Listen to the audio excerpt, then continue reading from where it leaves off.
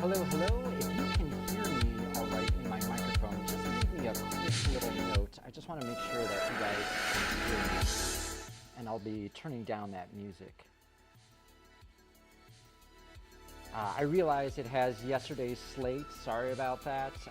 That is not what we're going to be doing. We're actually going to be doing this, the intermediate post-production. So that is actually for today, July 11th. So thank you very much for the person that pointed that out. Make sure that you're in the right place. And yeah, we're going to get started in just a second here, but I just wanted to give people a minute or so to get situated. And let me know if you have any other questions. We are going to be talking about a few different things today. So as people are kind of showing up, I'm going to jump right into our topics. So today is intermediate post. We're going to be talking about creating and using proxy media. And we're going to be using Final Cut Pro again today just because that's what I like using. But the examples and the procedures are pretty much the same no matter what you're using. It's just different flavors of that tool. We'll also be talking about color scopes, how they work, and why we use them. If you've never used color scopes before, or if you're interested with working with color, or even just looking at your footage and being like, why does, when I shoot with my Sony, everything look kind of green, and how can I fix that? We're going to talk a little bit about that, and that's going to tie in with the comparison viewer in Final Cut Pro. Then we're going to finish up with taking a look at some third-party tools in our edit. So specifically, I wanted to take a look at mFilmLook, Mocha, and Neat Video Effects. And the reason for that is those are the exact tools that I used when I participated in the 48-hour film festival last year in 2019. Speaking of which, that's kind of why I'm doing this class today. So if you don't know exactly what the 48-hour film is, or if you think that I'm just kind of like, what? What's he talking about there? This particular class right here was kind of kickstarted from talking with my friend Warren Madsen. And let me pull this up here. This is the 48-hour film project. It happens nationwide, I think actually worldwide. And they have different cities that participate every weekend, and you get together and make a film for 48 hours. So that's top to bottom of writing, producing, everything. And here in Milwaukee, we're going to be doing that next weekend. So we thought this class would be really cool to kind of show people the ropes, or kind of show what you can do with just a few different tools. If you are interested, you can check out films from previous years. These were the different, I believe, some of the different winners in here. I know Don't Lose Your Dinosaur, those kids are really cool.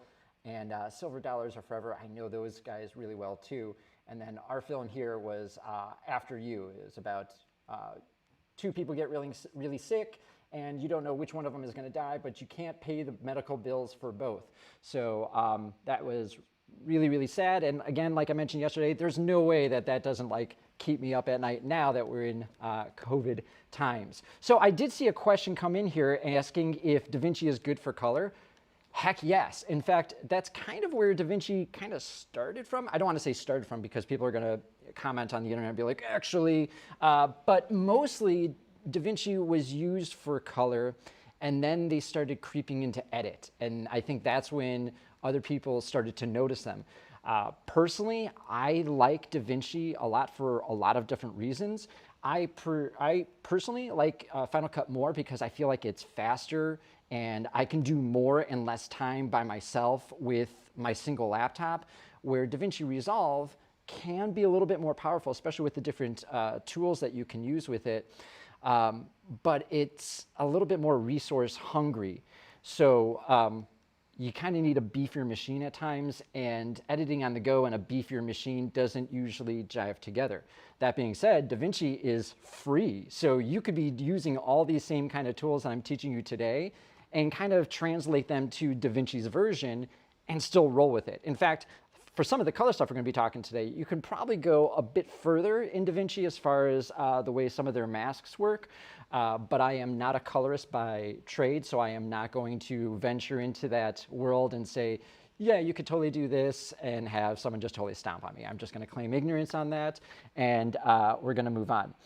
Okay, So one other piece of business, if you do want to check out more color stuff, this place has been really cool. Every time I am looking for more information about color, Color Grading Central has been awesome. They've got tons of tutorials, they've got different products and some free different LUTs.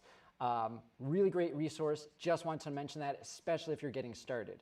On the flip side, if you've never worked with color before and you want to jump into it with a project, go slow, because there is so much to it that it can be a bit overwhelming to try and do on top of making a film in 48 hours.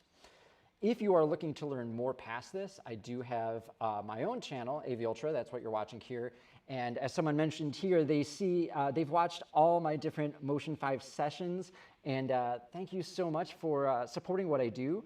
I love teaching, and I'm starting to get a little bit more into this live stream, as you can see, because I figure I can teach more people faster. Okay, that should be about it as far as housekeeping and what we're going to be doing today. I'm going to go ahead and jump into Final Cut unless anybody else has any questions, and I'm going to do my best to monitor the questions and go on with the lesson. I'm alone today, so that's going to be a little bit harder. Hello, Julius. We will get to your question. Okay, so that covers about everything we have here. We talked about who I am. We're not going to really go into this too much, but I've been doing this for a while. TV artist. I make tutorials for motion VFX, do AV Ultra, won the best film, and have my dream job. Okay, now we're ready. So you may have seen this trailer from yesterday. In fact, I'll open up yesterday's just to give us a little bit of a refresher. So remember, we had this situation where we created this thriller. I showed us how to use in and out points, etc. Well, we're going to go a little bit further with this today, and we're going to take a look at some of these different tools. So this is the same trailer we saw yesterday, but I've added some different kinds of effects and some different coloring. And let me know if it gets too loud or too quiet.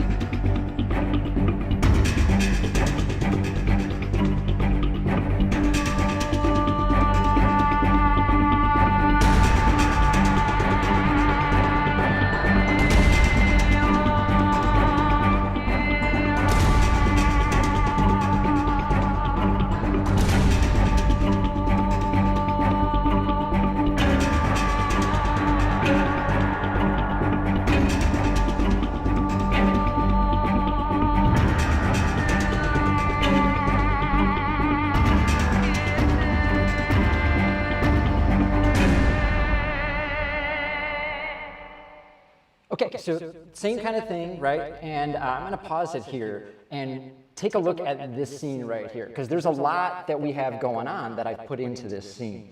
So there's some titles that we had in here, there's some coloring, there's some weird lens aberration going on. In fact, you can see it right here. And we've got this letterboxing. Everything, all your attention is drawn right here because everything is kind of blurred out and pulled towards the middle. So how I was able to kind of put this thing together is I put together a little bit of an adjustment layer. So I used a couple different effects, and this is our original clip.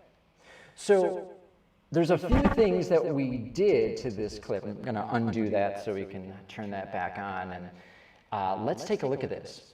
If you've never used adjustment layers before, in Final Cut, it's kind of a hack. What it is it's kind of an invisible layer that can affect everything below it in the layer stack. In Final Cut, using a title template without the title in it, so you're effectively using almost like a blank one, you can stack effects onto it, and then the way the shaders work is it'll affect everything below it. And that's really great when you want to try out different looks, or maybe you want to place an effect across just a couple clips, but not everything. So that's what we have here. It's not included with Final Cut. In fact, you have to build one of these in case you want one of them, so that can be a little annoying. A lot of people give them away for free, but the reality is it's just kind of an empty title that you save and name adjustment layer.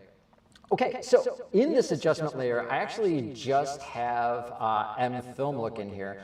And the reason I want to talk about mFilmLook, truth be told, I do work for Mocha VFX. This is not a paid post or anything like that. The reason why I put this together is mFilmLook covers a lot of the different tools filmmakers use when they're putting these different things together. So we're going to take a bit of a look at some of these.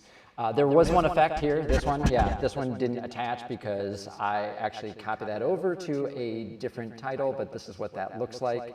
So you can see it does work, but I had the wrong clip, so I apologize for that. But we're going to take a look at this too. So if you ever wanted to attach something to a piece of footage, whether that's text like this, or maybe it's pointing out specifications or locations, using Mocha, in fact, for this is actually another Motion VFX plugin called mCallout, and it uses Mocha to track whatever we want. And what's cool about this is, like, we can move this around, right? Like maybe we want to put it down here, and everything still works. So pretty cool. Okay. Other demo we're going to jump into is Neat Video. This is something I use a lot too. I pre-rendered this because when I was rendering yesterday, it completely shut everything down. This is the after, and I'm going to zoom in pretty far onto this screen. So we have the after here. Oh, I'm sorry, this is the before. I went through my render area, so it's freaking out quite a bit. But we're going to take a look at Neat Video and how we can use it to smooth out footage. Incidentally, that's pretty interesting that where we're at as far as footage, because we're sometimes looking to create grain and other times we're running away from the grain, depending on what kind of a look we're trying to produce. And Neat Video is this really interesting product that will remove the grain that other filmmakers work so hard to get. So anyway, I thought that was really interesting. And oh, echo sound. All right, let me try turning that down. I don't know where that's coming from, but let me try fixing that. I appreciate that. Thanks for letting me know. This is actually my second live stream pretty much ever. And for YouTube, I've done a couple more on other platforms, but let's see. Did that take care of the echo? Let me know, and I'm just going to have to rely on your honesty there to let me know, because I'm now not going to monitor. So let me know if that's a bit too loud.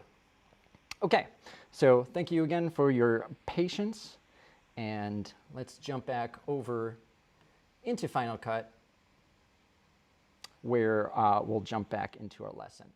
All right, so I actually had to restart that because it looks like it crashed pretty hard from my rendering.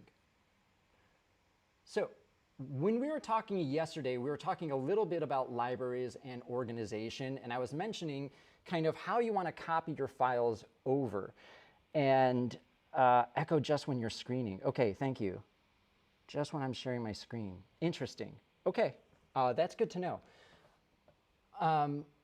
When we're talking about putting together these projects, especially in Final Cut or wherever, we have to deal with clips that are in external media that are stored somewhere, and then usually along the way we're creating a lot of render files as well.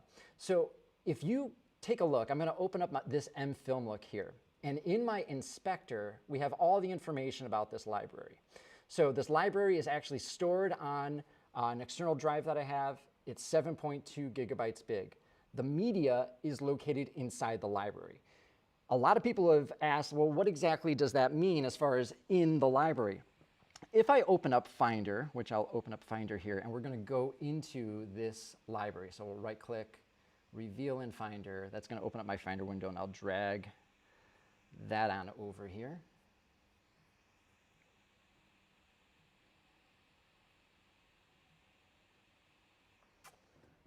Okay, so here's our 48-hour class. Here's my mFilm. 7.24 gigabytes. If I right click this and I show the package contents, this is actually what Final Cut is doing. So if you're in Premiere, you have a project and that project has all these different folders in it. So it might have the different events, the way things are blurred out, and then all the different projects. So I have one called Scopes.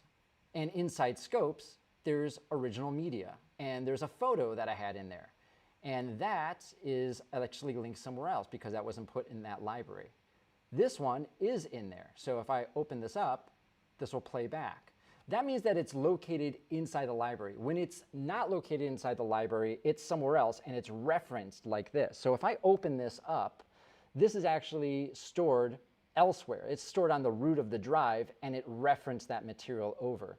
That's the big difference. Now, Julius yesterday was asking, what do we do when we have a situation where our laptop doesn't have that much space? A lot of people, they're shooting, they'll take their DSLR or they'll take like their pocket camera or something, and they'll shoot everything and they'll bring it all in and they'll run out of room immediately.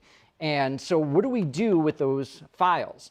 Well, one, the short answer is that's kind of the limitation of the hardware. The portability of the drive and the computer makes it so that way it's kind of limited in resources. It's kind of like the difference between an iMac that has an eGPU behind me and this MacBook Pro. The MacBook Pro can do a lot, but that eGPU has a little bit more gumption into it.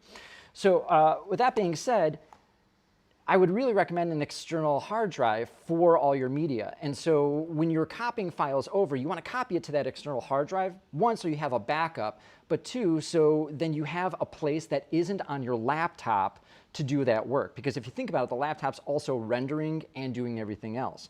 So just like yesterday in my live stream where it crashed and burned at the end because I was trying to render, while I was rendering, while I'm live streaming, while I'm pulling in 1080 from my Sony a7S, and it just became too much bandwidth for my machine.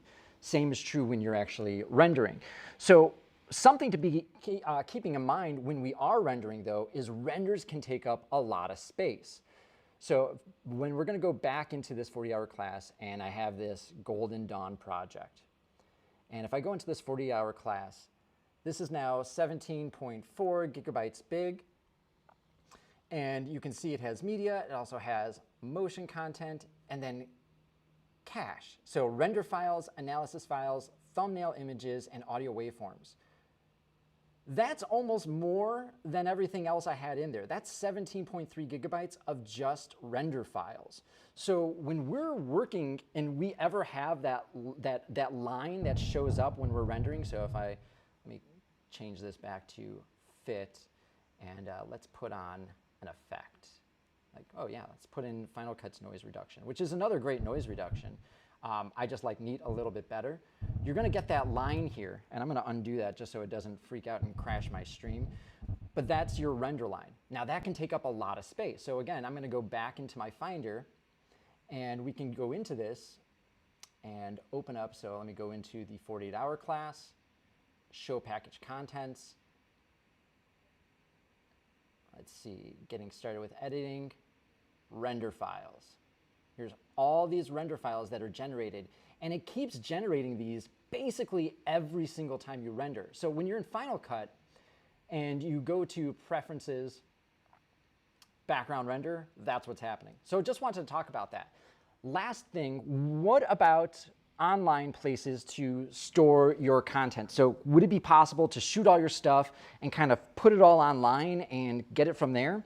Well, yes and no. Yes, you technically can because it's basically just another computer somewhere else, so that's kind of like iCloud.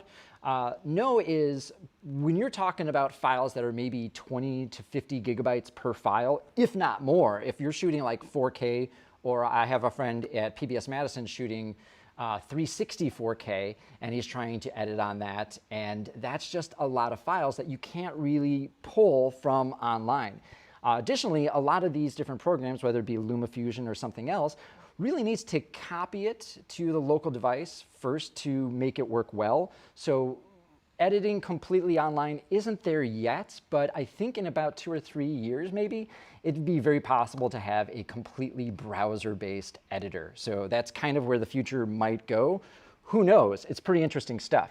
Okay, so we talked about the render files. Now let's talk about proxy files and optimized files.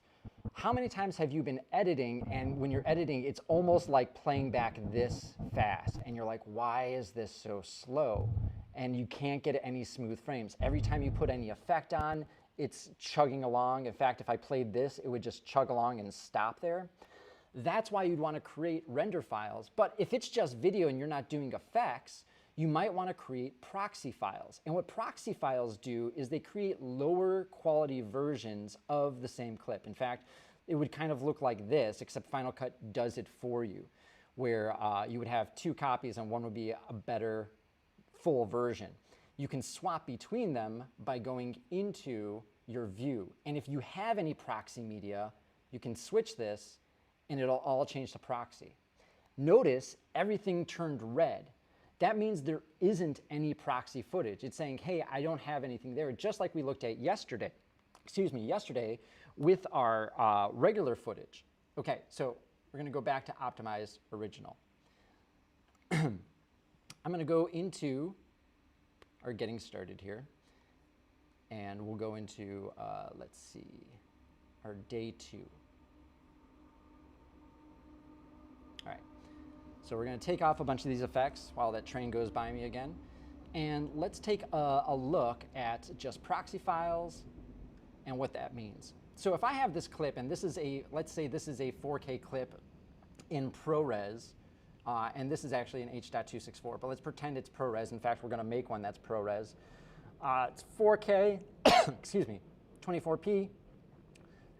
There is no original or proxy. There's just whatever clip that I brought in. If I go to this clip, we can analyze or proxy. Whoops. Let's see, is that under analyze? I always forget. I've been putting together a whole bunch of these different ones, and I forget exactly where that is. So if we go to, I apologize, this is day number 2. Yesterday I was talking about our audio and detaching audio, and I had someone come down on me super hard for telling them to detach the audio instead of basically separating it out. And I just wanted to show people a few different ways to go about doing that. And I was really surprised that he came down on me so hard for just trying to show something that I thought was going to be useful. But oh well, really sorry about that. Can't please everybody all the time, so that's not really that big of a deal. Okay, so when we're going to go into import first, and let's do it this way. So when we're importing, and we can do this afterwards too, we have this transcoding option, and this is creating optimized media and creating proxy media. The proxy media will create a ProRes 422 proxy, and the optimized media will create an Apple ProRes 422. I'm going to bring this one in just so we can kind of take a look at this, and I'm going to call this proxy. And it might slow down a little bit in the background, but that's right. We can talk a little bit about this. We're going to turn off this analyze fix and remove silent channels. What this will do is it'll just not have that audio down there. It'll just remove it. Okay, so we're going to import that. It's already chugging along in the background, and I'm going to create a new project. We'll call this proxy just to throw it in. And I'll drop that in. It's going to say, hey, this is a 5K clip. Do you want to drag this in? If you remember from yesterday, the first clip that I dragged in, it's going to make a project that size. So we put that in there, and if I pull this up, I'm going to go to proxy, and it's still no proxy. And why isn't there any proxy? Because it's actually still working on it. If I open up my transcoder, it's still here. So this is the other part when we're talking about proxies, is there's a time tax involved. So if you are rendering on the fly, like say for the 48 hours, you have to weigh, do you have enough time to create proxies? Is that going to save more time than just editing and kind of slugging through, going through a little bit of the footage a bit slower, or should you create those proxies? So that's the biggest difference. When you want to then save this, if you're making proxies, every single one of those files is going to balloon up. So now that we've created this proxy, I'll reveal this in the Finder, and there's this one here. 3 gigabytes. I don't think that's that one. We're going to move back into our show package contents.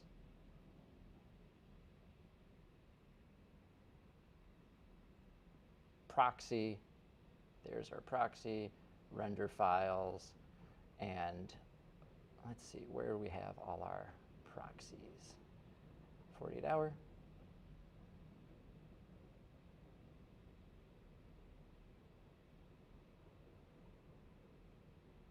Well, it may not have generated just yet, but eventually what this ends up doing is it's creating these extra files that end up taking a lot more space. So something to be aware of. I'm going to switch this back to optimized original. If you don't have an optimized one, it's going to create a ProRes 422. Again, this was originally shot in ProRes 422, so it didn't necessarily have that. So now we have available original and proxy media. Okay, so let's move on now to a bit of color. So we were talking yesterday about like white balance and what this can kind of mean, and I'm going to open up this here. And we've got this clip that has a bit of a white balance already on here, I believe. So I'm going to turn off this effect, make sure there's nothing on there. And you can actually balance color by itself in a lot of these programs. If you go to balance color, you can choose your white balance. You can say automatic and thinks it did it, or you can choose one. I find that this doesn't work out that great, and how do I know that that's actually white? When we're working with different colors, how do we know my monitor is right and your monitor is wrong, or how do we go back and forth between that? To answer your question is yeah, there it is, transcode proxy. Thank you, Coding Ninja. I always forget exactly where it is, and live streams are a bit more challenging, so I do appreciate it. And ProRes 422 is really a file type, so it's a compression codec. We'll get back into that a little bit later. I'm going to open up this color bars so we can take a look at what is happening when we're working with colors. You guys have probably seen color bars in some way, shape, or form before. Maybe you know why we use it, maybe you don't, but it's a great example to show off video scopes. Right? So if you've never used video scopes are a pure mathematical way to know what you're seeing is correct, no matter if your eyes are failing you or if perchance your monitor is failing you. So here, what we are looking at is some different waveforms. So I'm looking at an RGB parade. Otherwise, you might have an RGB overlay. You have different color scopes to choose from. And you'll notice that they'll go from 0 to 100, 0 being pure black and 100 being pure white, or full power, depending on which engineer you're talking to, as far as my examples. We also have vector scopes, and vector scopes are probably what I use the most when I'm color correcting, especially when it comes to skin tones. And you may notice something very specific about this vector scope and how these lines are being drawn across here. If I go to another clip, my vector scope is completely different. And what the vector scope is showing us is the color values of whatever I'm selecting. So just keep that in mind when we're working this. So let's take a look at example with this white balancing again. So we've talked a little bit about that white balancing. I'm going to go back into this. We'll turn off this balance color and instead go into our color corrections. If you've never used this before, this is Final Cut's color board. They do have color wheels, curves, and saturation curves. Normally, I just kind of stick with color curves because that's kind of what I roll with. And very quickly, we can kind of start manipulating the way our colors work in our different channels. So here we have our red, green, and blue channels when we're working specifically with color curves, which is a bit different when we're working with color wheels. So color wheels will introduce a lot more blend between, you can see this warm and cool master, our highlights, our midtones, and our shadows. Again, I'm not going to pretend I know all there is about color. I'm merely just trying to show you where the color scopes are and what we can kind of do with them. Now, the color scopes are great here, and I love the color effects in Final Cut. However, I feel like they're a little bit more limited, so I've been using mFilmLook for their tool. So I'm going to turn on mFilmLook really quick here, and I'm going to just scoot over a few of these things. So, all right, I'm going to show mFilmLook, and mFilmLook already has a bunch of tools built in. So it's got a white balance tool that I can just quick and easily, just as I did in the Final Cut one, pick my color for white balance. I find that this works a little bit faster than the one built into Final Cut, but that's just me. There's also levels, which lets us completely change more of this exposure and contrast, but we're going to get back to that in just another minute. Let's take a look at another example for color and scopes. So another prime example is LUTs. I hear a lot of people talk about LUTs, and what LUTs do is it really, let me see if I've got a good example of my LUTs here. Here we go. Okay, so this is our original footage, and I'm going to scoot some things down here so we can kind of take a look at this. And you may see footage like this. This is usually referred to as filming flat with a flat color profile. If you're filming in log, you can convert that pretty easily. So something to keep in mind when you're using mFilmLook. But going through this, we have some levels, some off-screen adjustments, and some LUTs. Now, Final Cut by itself has a LUT loader. We'll take a look at that. This one just has a bunch built in, and this lets me easily kind of quickly try out different things, and you can see how that's affecting my color scopes. I keep talking about these color scopes and why we would use them, and okay, great, so I'm changing some color, but the reason why that becomes important is when you're trying to do things like match different cameras or match different shots. So if I go back to our example from yesterday, right, we'll open up this guy. What would we do if we wanted to kind of marry a couple different shots together with an all-over color tone? Let's say this open from here to, let's say, here, right? Well, I'd go into this, and I'd probably start working my color inside my different wheels. And I'd work with this a little bit, and I can save this as a preset, or I can apply a LUT. In fact, if we just go to our LUT, oops, let's go to, there we go. We can load a custom LUT onto here. The problem with doing it per clip is, what if you're doing it across sections? So I like to do a little bit of both. I'll actually go through and I'll color each one of my clips one at a time to kind of figure out where they're at. And then I'll do another color correction across a whole bunch of them. And that lets me do a second pass, and it kind of marries things together. So I can start with this guy, right, and say, you know, we're going to make the darks a bit more blue. And a little goes a long way. And now I'm saying, okay, well, I kind of want this blue to match. Well, I can copy this over. So I'm going to hit Command-C, Shift-Command-V, and say, hey, transform this color board, and if there's any scale or anything in there. There's that, right? But now I kind of want to marry it a little bit closer with these two, or I want to compare two shots together. Well, that's where our comparison viewer would come from, and you can do this a few different ways. So we have the event viewer, right? And the event viewer is really what I meant to show yesterday, and I couldn't find it, and that is Option Command 3. And this gives us a second viewer. So if you're working in Premiere or Resolve, this is a little bit more what it looks like. There's our final edits, and then this is just for the clips in our browser. So that's one way that you can actually compare the two. But another way is, I'm going to turn that off with Option Command 3, and instead we'll turn on the comparison viewer. Oops, that is my multicam. And that is under Window, go to Comparison Viewer. And what's cool about the Comparison Viewer is you have a couple different ways that you can edit this. Let's say that you really liked a certain movie's look or style. Well, we could actually save this frame and use this as a reference frame from our frame browser.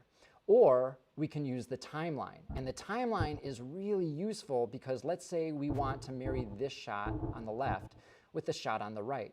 because that's the previous edit, right, we can take a look at the scopes of both of them at the same time and kind of better marry things together. So let's see, we've got, where are we at here? Waveform, Luma, we're taking the waveform and Luma here, right? Two different shots, back to back. How do we marry them? And then I would continue to kind of work with my wheels and say, let's say, take this clip and continue to affect this. So I like curves a lot, and just kind of get it a little bit closer. Some people, when they're doing color matches to composites, will only go per channel at first. So they'll only color correct with the red channels and get those as tight as possible. And then go through again the green channels and the blue channels. Different ways to work, all up to you. As you can see, you can kind of go down the rabbit hole as far as what we want to do with this. I'm going to change my workspace back to just the, you know, let's go to the default and close all this up. Okay, so I'm going to change this back to all channels. So otherwise, we're only looking at one of those other ones. That is the main thing I wanted to talk about there. I've got about 20 minutes left here, so I wanted to take a deeper look into mFilmLook and some of the other effects, as long as that's okay with you guys. If there's anything specific you guys want to talk about, let me know. And I'm just double checking and going through the comments here. Okay, yeah. Hey, Bread Effects. Nice. All right.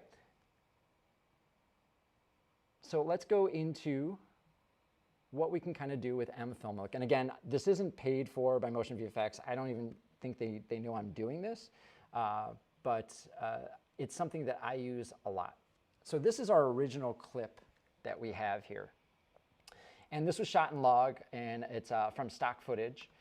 And what we've done is put on mFilmLook and really just kind of white balanced it and worked with the levels. That's mostly all there is to it, right? So we might have some basic adjustments in here. And as I'm kind of peeling back, this is about the same kind of process that I would use if I was going through and putting some effects together. So this was originally shot on red log, so it converts that automatically. We've color balanced this. Then I've gone through my levels. Then I've added some basic adjustments. We can add a LUT to it. We can change how much that LUT affects it. Lens aberration, which creates that kind of curvature. You can see it right around the edge here. I'll zoom this in so we can see that a little bit better. Clear, and then it goes and blurs out, and it gives a really nice red, green, blue. You can adjust the range of this. And it's just a really great tool. It mimics a lot of lens effects, especially like old kind of vintage lenses that have a lot of barrel distortion and stuff. Now, again, you can go way too far with this and jump into all these different effects, but there are some great presets. And what's really cool about this too is just like in Final Cut, if you build a bunch of different presets together, you can kind of bundle them. You can do the same thing here. I find that this is just a little bit faster because it's all in one place. I don't have to then dig through all these other menus to get to where I'm trying to get to. Okay, so we talked a little about LUTs. Let's talk about adding film grain. So I mentioned this earlier, right? We were talking about going away from film grain. This is our original clip. Super smooth. It was probably shot expertly by a cinematographer because it looks really great. And then we go ahead and added a bunch of film grain to it. And I went really heavy with it. We can dial in that kind of grain. And I actually like a little bit of grain for a few different reasons. One, I feel like it adds a bit of authenticity to my shot where it feels a little bit more cinematic because it has film grain to it, but also it helps me hide the shots that have too much grain that I can't really do anything with. So it's kind of like, that's my lowest common denominator. I'm gonna roll with that as best as I can. If I need to add grain from somewhere else, so much the better. All depends on what you're trying to put together. So adding the grain here, the difference between mFilmLook's grain and just an animated grain is that this one is generated on the fly. So you can actually change the size of this, and I'm told that this is actually generated on the fly. Okay, so let's take a look at tracking. I know some of you guys were pretty excited about this, and the way this tracker works is pretty easy. Let me scale this back down again. Waiting for my menu to go away. Right? We have a single track point and then this connector. This is using Mocha, and Mocha is a planar tracker, meaning it's looking at anything that has the same planes and trying to follow it along. And this one did a pretty great job. In fact, I did this one not too long after the class yesterday and just put it on there. These are like, if you can use this, you can track pretty much anything, and you can then replace anything. The reason why I wanted to mention Mocha is because they make their own plugin, but the Motion VFX one I had available, and it was really easy to use. All you do is kind of point it where you want to track it to. So like we'll track it to this guy's face. I'm going to clear my other track. And I'm going to reverse this so it tracks this way. We need to track both forward and backward. Notice it's not connected anymore. And this is going to create probably a little bit of a problem because his hand gets in the way. And I'm going to do that on purpose so we can kind of take a look at this. I don't know if this is going to completely kill my render. I didn't do this much of a test yet, but it's going to open up a window here, and then we're actually going to see that tracking progress. So what we're seeing is Final Cut trying to hold on to these pixels. No matter how the camera's moving, it's looking at these pixels and saying, okay, this is a surface, this is a plane, and this is how we want it to track. Hey, Kaylin, wow, I haven't seen you in a long time. Hope you're doing well. Some of these shots remind me of some of your work, dude. I hope you're doing well, man. You're doing some great work for a while. I haven't seen you lately, but I've been kind of busy too. All right, so it's gone through there, and now it's going to probably screw up because it's lost his lips there, right? Because if you remember, that glove went over his lips. So it can't really track those pixels because those pixels stop existing like right around here, right? See it freaking out because it doesn't know what to do with that. So this wouldn't be a very great track point. Could you still do this as a track? You can, and you would just have to offset this track. So like you would remove the backwards track and then hand animate the rest of that to kind of match. See, that one's not too bad, and then we would just take it forward. That's it. Okay, the rest of this hasn't been connected, so that's why there's no more tracking information there. So, a drummer here, any tips? Drumming on stage, extreme lighting. It depends what you're trying to do. If you're trying to do like visuals and stuff, I would absolutely recommend Resolume. Resolume is more of a VJ thing, but that's actually, I got this t-shirt, Resolume. I used to VJ for a couple different clubs, and it's great. It's kind of like being able to play back all these different clips and layers in real time. So everything we're doing in Final Cut, imagine being able to like trigger live and put loops, and even with music. It's a pretty cool thing. So if you're a drummer, I would definitely try checking out Resolume or some more real-time stuff, maybe even Logic. For some automation, or Ableton Live for sure. All right, neat video. Let's see if I can get this going as my final demo here without it crashing and burning on me. Okay, so I've got my 2 clips here, and it looks like it's already referenced it, so it's freaking out quite a bit. And I'm going to zoom in so we can kind of take a look at what is happening here. So this clip actually already has the denoiser on it. Maybe I'll go down to like 100%. My screen resolution is pretty rad. You see a lot of noise, especially where there's like solid grays or whites or blacks or anything else. Usually hides in the brights and the darks. And if you are scrolling back, I don't know how well you can see this on YouTube, but all I see is fuzz through here. And this is very common. Like, let's say if you're shooting with a Canon, like I have a Canon 60D. This is actually my first camera that made me money, was the Canon 60D. And the thing is about this camera is it's great. I love the color of Canons.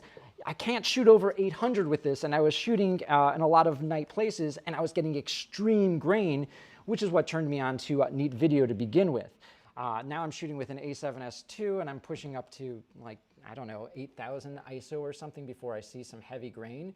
So things have kind of come a long way.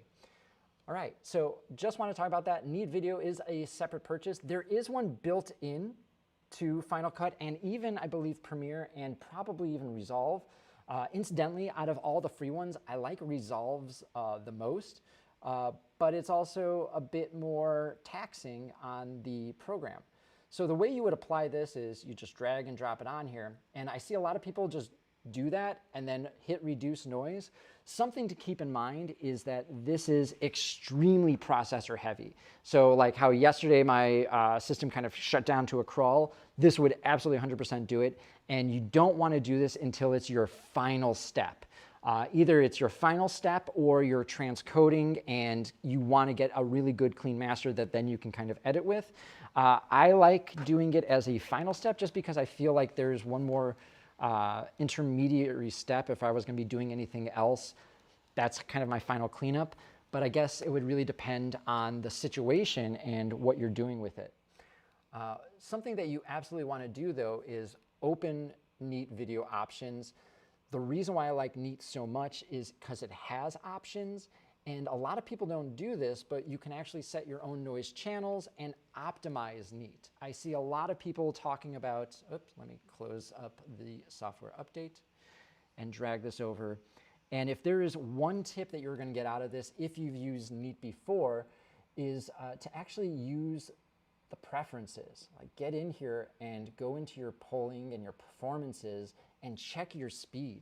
Like you can tell to use CPU only, but that kind of sucks. And if you can use your GPU, like if you have a good GPU, you can say, hey, use the 4 gigabytes, and you can check the speed, and things are going to go a lot faster. In fact, if you use both CPU and GPU, you can set all your different cores, you can set all your GPUs, and that's going to be a lot faster out of the gate than if you just slapped Neat Video on here.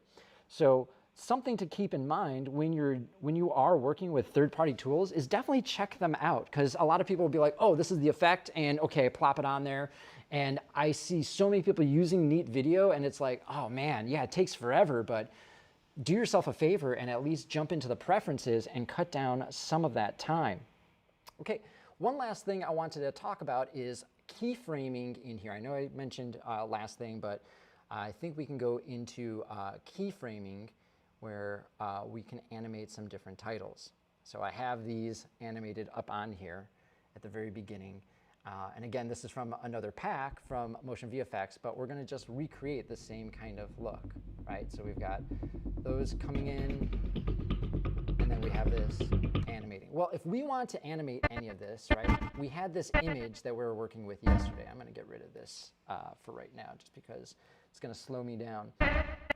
And keyframes in Final Cut are great, but they're very limited. They're linear, and you can't really see too much of them.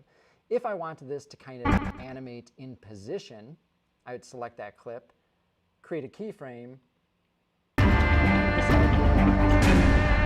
like right here, that's going to be in center. I'm going to create another keyframe. I'm going to use this tool here to go back to that first keyframe and just kind of drop it down like maybe 20 pixels or so. So now when I play this back, it should slowly. In fact, that's a little too slow. Let's go a little bit further back. Let's go to maybe 200. So jump up now. If then we wanted to even rotate this or crop this or anything, we can go further with it. But what we can't do with this is we can't alter the text because this was an image. If this was a title, let's say in Final Cut or somewhere else, like Premiere, Text Tool, or even DaVinci's, we can get in here and work with the animation of the text. And what a lot of people don't realize is even the plain text features have these kinds of animation.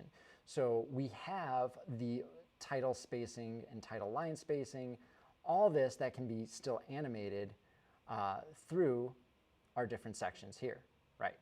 So just wanted to talk about that. So if we wanted to animate this further, so we'll take off the built-in animation. Let's pretend that this is just a plain old title that doesn't do anything, right? And we're going to go ahead and turn off this float and animate it by hand. So now it just moves, it just pops on, and doesn't go anywhere. Create my keyframe, maybe create some scale, and we'll go a little bit further. And another position, another scale, go back. Now we're going to scale this down maybe a little bit. Oops, not on the Y, let's do it on the X. And then we'll go to the video of it, and we can actually animate the opacity, right? So now we have 3 different things kind of animating across here. It's going to fade in, move into position, and scale up. But the problem with it is I can't see where my keyframes are here. Like, how do I know where those keyframes are? If I show my video animation, like this is what we're left with when it comes to Final Cut. Like, this doesn't really tell me too much. I see opacity and I see some keyframes, but that's about it. So we are limited by what we can do without jumping into Motion or, let's say, After Effects or some other program. The benefit of using, like, say, Final Cut and Motion together, the benefit of using Final Cut and Motion together is that it's kind of bundled. So anything that you create in Motion, you can get an access right in Final Cut. Okay, so I have time for questions now. I kind of went all over the place, so I'm going to just go through some of these, and feel free to ask me any questions. And let's see, what are we able to ask in the stream? You can ask really whatever you want. If you guys wanted to talk about equipment or even some of the stuff that I'm running or even motion VFX, I have another 5 or 6 minutes. That this one kind of went all over the place, but I tried to cram in as much as I possibly could while skidding into live streaming as best as I can. Nothing exploded today. So I do appreciate that. I do want to mention, if you guys are still here, I wanted to thank you guys for coming out here and let you know if you are interested in, let's say, mFilmLook or some of the other things from Motion VFX. I do have tutorials about every single tool that's inside mFilmLook. Again, this isn't necessarily just about mFilmLook, though. You can use a lot of these same kinds of ideas and place it otherwise. So, like we were talking about letterboxing, that's just a crop effect that we can kind of put in there. LUTs, we talked a little bit about that. White balance, we talked a little bit about that. So all these different techniques can be used. It's just in here. One other thing I wanted to say too is they are having a summer sale. Again, this isn't paid by Motion VFX. They probably don't even know I'm doing this stream, but I did see that they had a summer sale, and I didn't mention it yesterday, and I wanted to mention to you guys today. So if you use that summer 25, that's what you would use. Okay, so what about motion tracking a 3D text with Motion 5? That is an excellent question. And the short answer is it depends on exactly what you mean by 3D tracking. So we're talking about planar tracking here, right? So this would be a planar track because it attaches to a specific plane. This would not be a 3D track because it's not really triangulating as far as I understand the way that Mocha works. Perhaps it does, but I don't believe it does. So really what you're looking for is something like a camera solver. There are some really great ones. After Effects has a great camera solver, but it is in After Effects. I do know that the team over at Motion VFX is working on a full 3D tracker right now. They keep teasing it. I haven't seen any demos of it outside of what you guys have seen. I hear the same things that you guys hear. So I don't have any information about that. Now, let's see. I'm going to get to, what do you think about mPuppet for moving still figures like mannequins? Okay, all right, that is a great one. So let me jump into that. I'm going to pull that up here. So my friend George Edmondson, I mentioned him yesterday. He does Seed Creative, and he has been using mPuppet a lot. I'm going to try to pull this up. He's been using mPuppet for a full-length documentary for the state of Alabama, and he's using it almost specifically on still images that are basically like mannequins. And tell you what, send me a comment and I will link you the video that he put together of mPuppet, because he does a great job of doing that. Okay, so now we talked about a hard drive for extra space. Do you also use an external drive to save the library, not just the footage? Excellent question. So again, it really comes down to, like everything else, how important is the stuff that you're holding on to? Is this a project for a buddy of yours that maybe owes you $100? Is that something you're going to want to hold on to for 5 years or so? Or is it something that you're going to need to hold on to because it was for the National Institute of Health and you're shooting it on a little 60D when you barely knew what you were doing? In that case, I went crazy and I bought a bunch of extra drives because I didn't want anything to happen to that. I made copies of copies. Behind me, I have a Lacy big hard drive, and that is a 20 terabyte RAID drive. On the bottom down there is another like 8 terabytes. And that is where most of my projects live forever. And now even going forward, when I'm shooting, if I can, I try to budget extra SD cards or whatever I'm shooting on to keep it with it basically forever as much as possible. So hopefully that answers your question. Sometimes I'll keep the footage raw. Sometimes I'll keep the whole package together. But then in Final Cut, what you can do is you can actually remove all the cache or the render files by itself. So let me show you how to do that since we're talking about it, right? We're talking a lot about like what to do with all this stuff when we're done. Well, we can delete the generated events. Oops, there it is. Delete generated events. And you can choose to delete just your render files, only the stuff that's unused, meaning like only all the old stuff, or everything, optimized media or proxy media. Notice that it won't delete your original media. So if you have original media in your library, you'll always have that, and you can always generate new proxy and optimized media. That's kind of the benefit of Final Cut, because it's really flexible the way you can get to that. And so here it is under deleted generated events under File New. The problem I have with this is, what if you have, let's say, dozens of different libraries and dozens of different events, and each one of those has, I don't know, maybe a few hundred gigabytes of these generated files.